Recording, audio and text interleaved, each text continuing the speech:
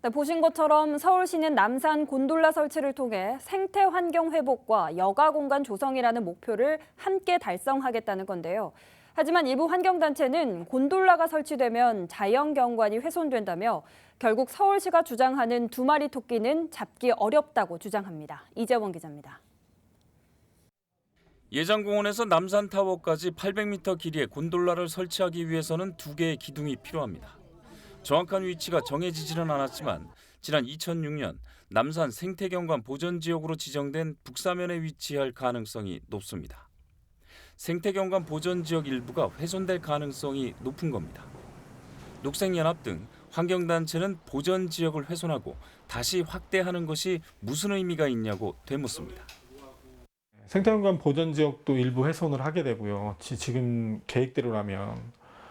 그러면 일부 환경을 훼손하고 나온 수익금으로 또 다른 곳에서 환경을 보전한다?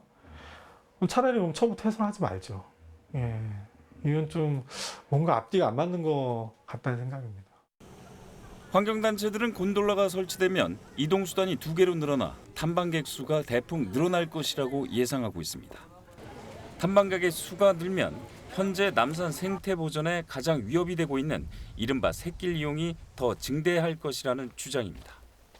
무분별한 샛길 이용으로 기존 생태를 발로 밟아 교란시키는 다밥 피해가 발생한다는 겁니다. 이동약자를 위한 공공성 차원의 곤돌라 설치도 이해할 수 없다는 입장입니다. 이동약자를 위한 수단이라면 계획되고 있는 관광용 곤돌라를 운용할 이유가 없다는 겁니다. 이동 약자를 위한 교통수단, 그게 곤돌라가 될 수도 있을 수도 있어요. 여러 가지 상상을 해볼 수도 있겠지만, 근데 지금 만들고자 하는 건 이동 약자들을 위한 교통수단이 아니라 분명히 관광용 곤돌라를 만드는 거기 때문에 본말이 전도되는 주장이다라고 생각합니다. 서울시와 환경단체가 포함된 지속 가능한 남산 발전을 위한 협의회는 남산 보전과 이용은 동시에 이루어져야 한다고 보고 있습니다. 곤돌라로 발생하는 수익을 자연 생태에 환원하기 위한 법적 근거인 기금 관련 조례를 만들려는 이유도 여기에 있습니다. 모든 지금 계획된 발표는 협의회에서 논의해서 결정하겠다는 겁니다. 그래서 그걸 전제로 했고요. 그다음에 이게 아까 말씀하신 대로 가장 중요했던 부분은 일회성의 사업에 의해서 하는 것이 아니라 제도 보완을 해서 지속 가능하게 가겠다.